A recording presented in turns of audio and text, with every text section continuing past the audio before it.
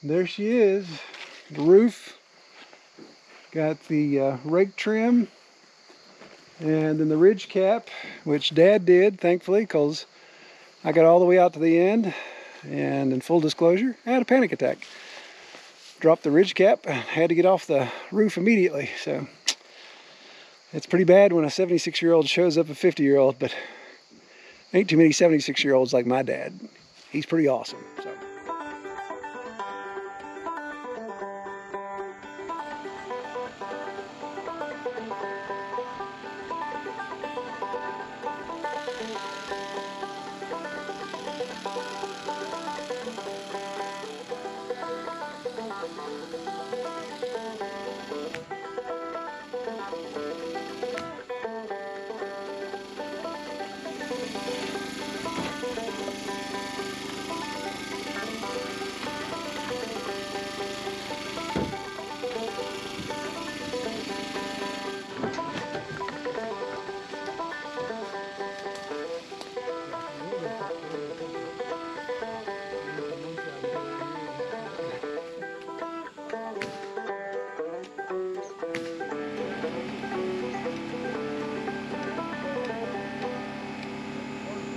Hello everybody, welcome back to Red Dual House. Today is day 5/3/12. I haven't the slightest idea. I've lost count of what we're doing. It's one day, and it's one day that we came back up to camp because we took a couple weeks to go home and get some other stuff taken care of. Came back up to camp and got the rest of our T111 on. So Cam shot some footage of us putting these pieces on and even got our super tall high-end gable here put on. So excited about getting that done. But it was really neat. I gotta say, yeah, who's the fool who's impressed with his own design, right? But really happy with how this worked out because the knee wall pieces, all we had to do was just cut an 8.5 by 11. Shows you I live in the print world. Cut a 4x8 sheet in half, and it fit perfectly, of course, and allowed us enough room that when we do our soffit, that we'll have a nailer for our J-channel and all that stuff. So worked out great. So we didn't have to do multiple cuts, didn't have any wasted material on that. So 5 sheets of T111 did both sides of the knee wall. And I think it looks pretty daggone good. I'm really happy with that black, and I am really, really happy that Kelly and the ladies decided to paint that prior to putting it up, because that made all the difference in the world.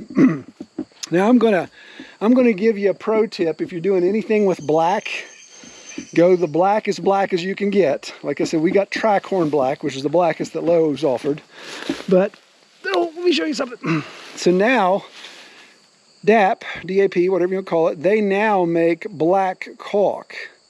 And I tell you, the seams were the full 8-foot sheet and the knee walls butted up. Yeah, you have a little bit of gap when you're cutting. Sometimes you waver a little bit with the saw, so you don't get that clean gap. And I see a lot of people will take a 1x and they'll nail that trim there. And that was what I thought I was going to do, but I didn't like the fact of that 1x being there and being a rain catch. So I was going to have to caulk it or even cut a bevel in it, thinking all kinds of different things. But this caulk, it matches so well. This spot is wet, so that's why you can see a little bit of the line. But when it dries, let me come over here. Yeah, I gotta find, yeah, like right here. You can't tell probably, but one piece of the T111, the tongue was actually missing. So you could see the house wrap through it. And it was actually this tongue.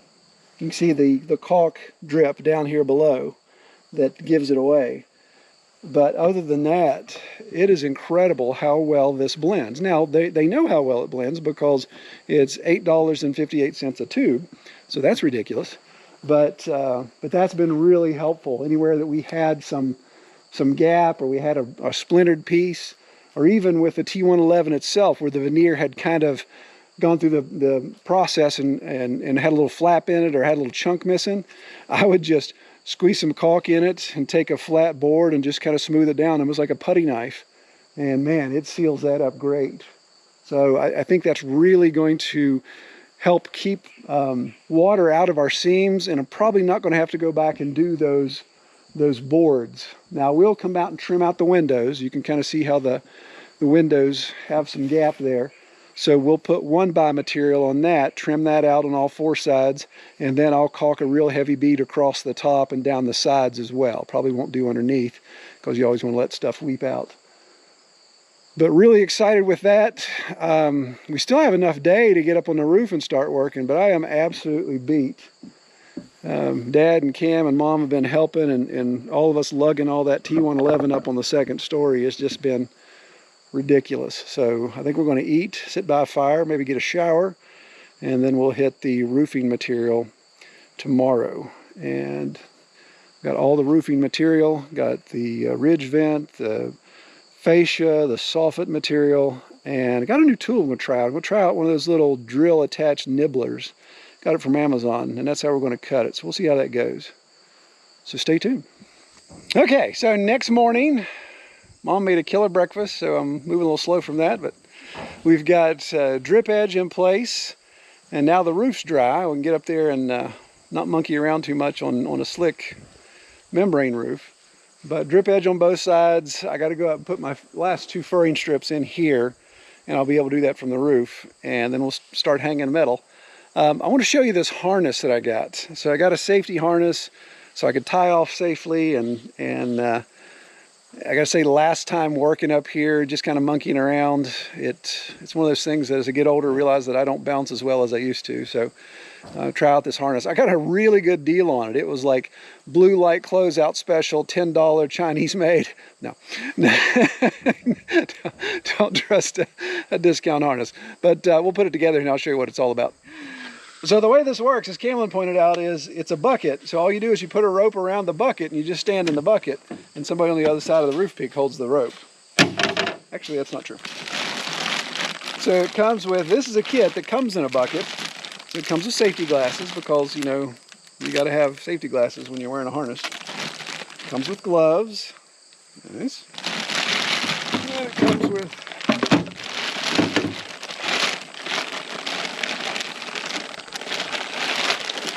so this is the first thing that I think, you can buy these pieces separately, but this kit actually had everything and made it more cost effective. But what this is an attachment cleat. So what we'll do is we'll screw this down to the ridge beam or the rafters, but you can see it's got all kinds of plates here, or holes in the plate, that you can screw that down to. So that's your anchor on top. So install that first thing.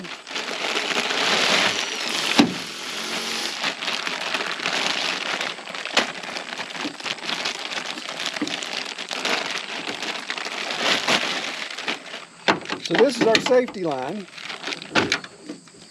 So you hook this into the cleat, as so. And you have this slippity-doo-dah here somehow. So you push this back and it allows you to slide the rope through. Keeps running the drill. So you push that back and it allows the rope to slide through, so you can move it around to wherever you need to. And then this is the harness. This is the Save Your Life harness, and it's in a little bag here. It's a shock absorbing. So what it does is, as you fall, it basically blows this out. All the little stitches blow out to slow your descent, so you just come whacking down and crack something. And then of course the part that really ties everything together, the ensemble. I couldn't afford the 5-point harness, so I just got the one they put around your neck. Yep, so here's a shoulder rig. Shoulder, here somewhere is the shoulder. Yeah.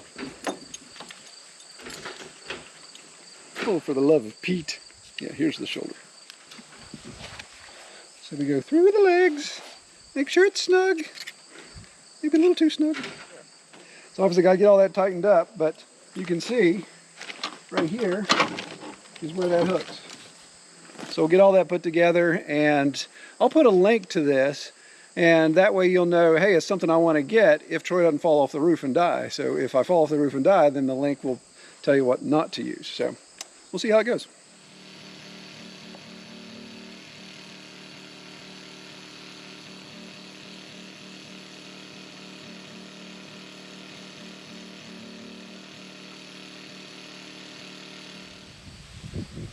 much drip edge overhang should we have? A quarter, a half? What should it be?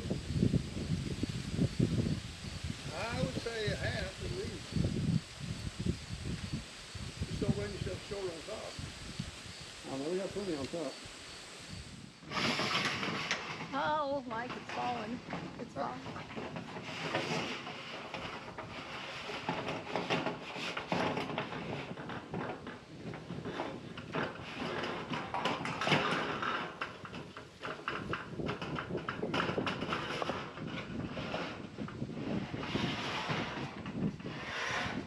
You got it?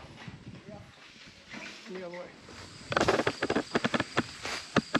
All right, so now we need to see about how we're running out. Yeah. That looks good, man. All right. If we're going by looks. You want a half inch? Yeah. You got a half inch. What do you think? Running true, it looks. Yeah. Let me get down.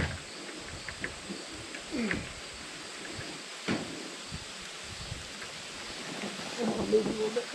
Yeah. Can you stabilize it for a second? Let me look at I here. got it. Got it.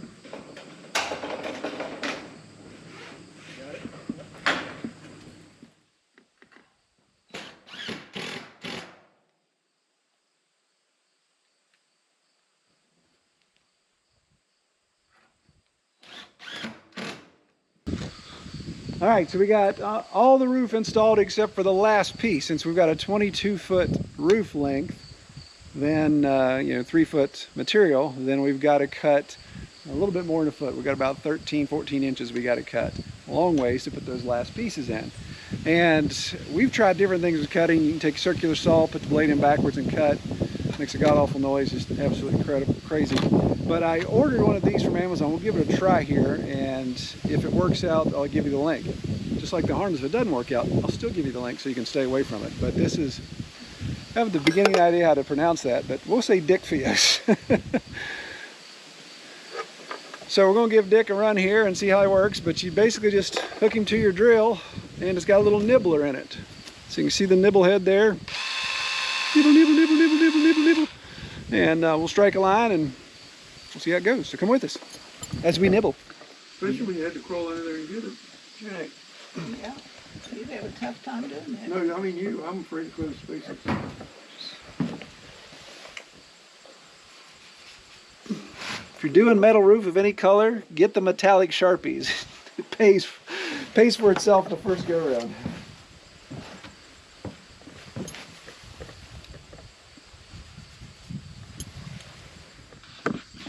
That makes a wide curve.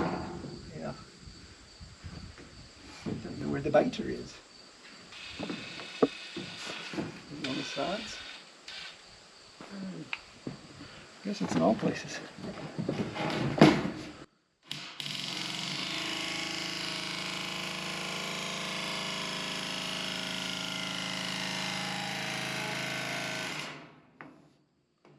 Nibble, nibble, nibble.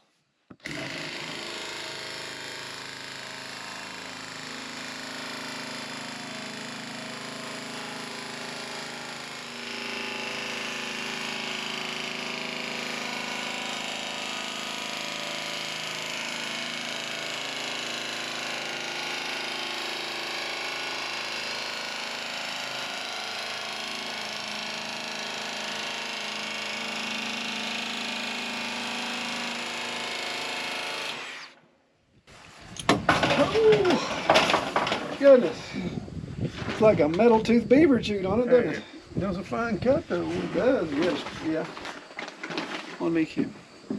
So it does a really good job. I think if you had put a straight edge down, you could actually run that, because it's got two flat areas on either side of the nibbler that you could run on a straight edge, and it worked pretty good. But that ain't bad.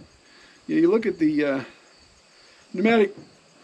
You look at the pneumatic nibblers and all the other things that for cutting sheet metal, $300 or $400.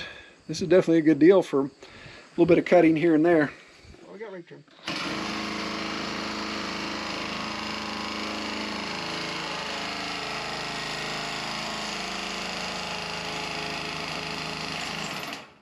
Your light keeps messing me up. You're moving it.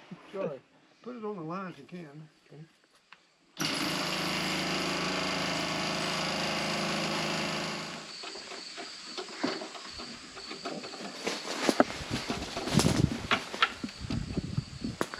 Go too far? Can you hit it? Yeah, I'll hang to the top.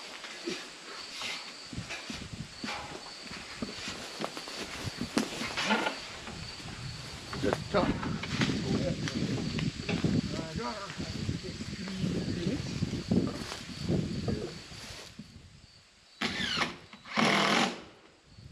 Reach it to the top. I can get there to the bottom. Cut enough away. Cut one away. Okay. Or maybe give it to you guys to cut one away. Can you hold it?